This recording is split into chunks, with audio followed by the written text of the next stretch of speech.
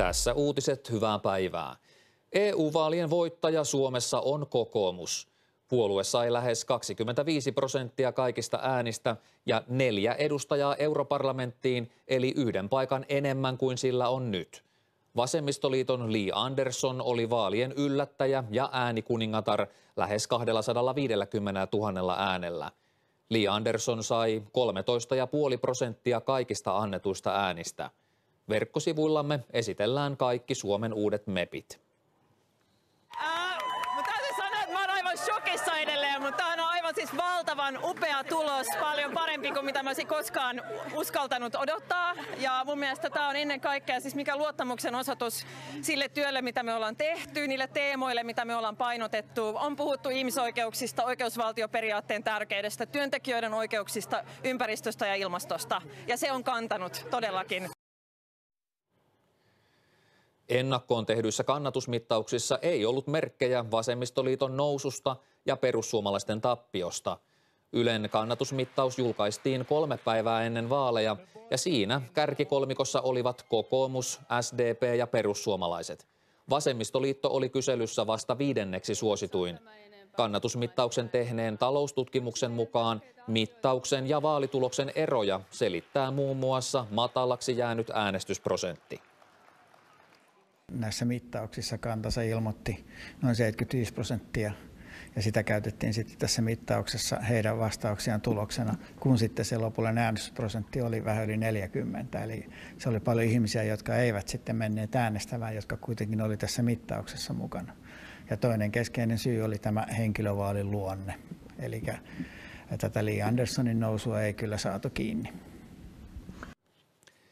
Laita- ja äärioikeisto saa Euroopan parlamentissa lisää paikkoja, mutta eniten kasvaa keskusta-oikeiston valta. Alustavan vaalituloksen mukaan esimerkiksi Italiassa pääministeri Giorgia Melonin Italian veljet-puolue kaksinkertaisti paikkamääränsä ja nousi Italian suosituimmaksi puolueeksi.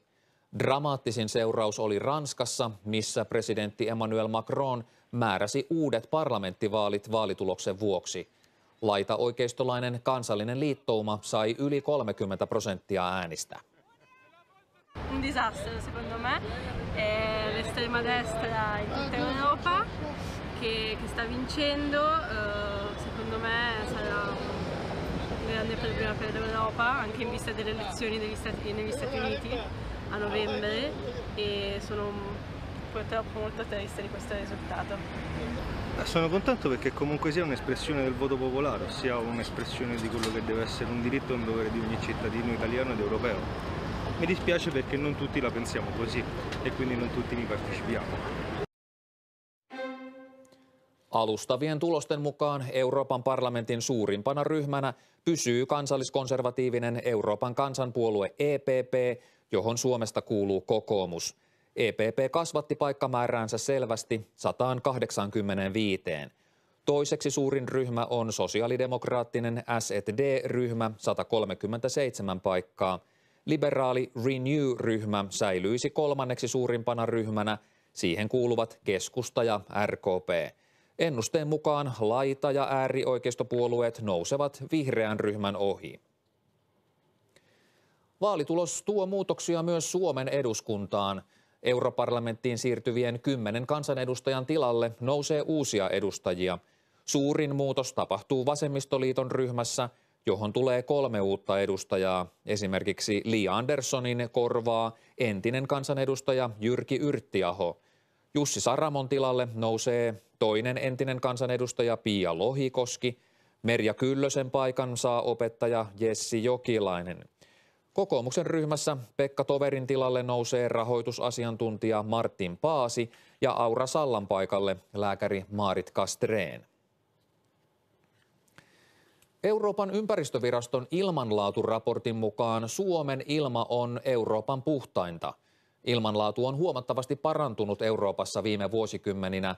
Ilmansaasteet ovat silti edelleen suurin ympäristön aiheuttama terveysuhka niin Euroopassa kuin maailmanlaajuisesti.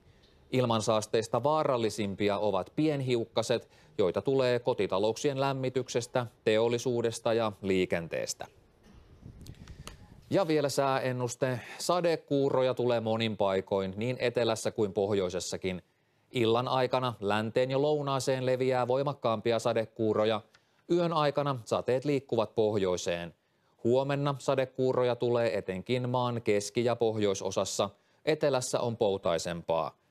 Tuuli voimistuu illan aikana niin merillä kuin maallakin. Vajaan tunnin kuluttua kollegani Marjo Rein tekee historiaa. Kello 6 uutiset tulevat nimittäin uudesta uutistudiostamme kerrosta ylempää. Eli uusi ilme, uudet tunnukset, tutut tekijät kello 18. Ja tämä oli viimeinen uutislähetyksemme tästä studiosta. Näkemiin.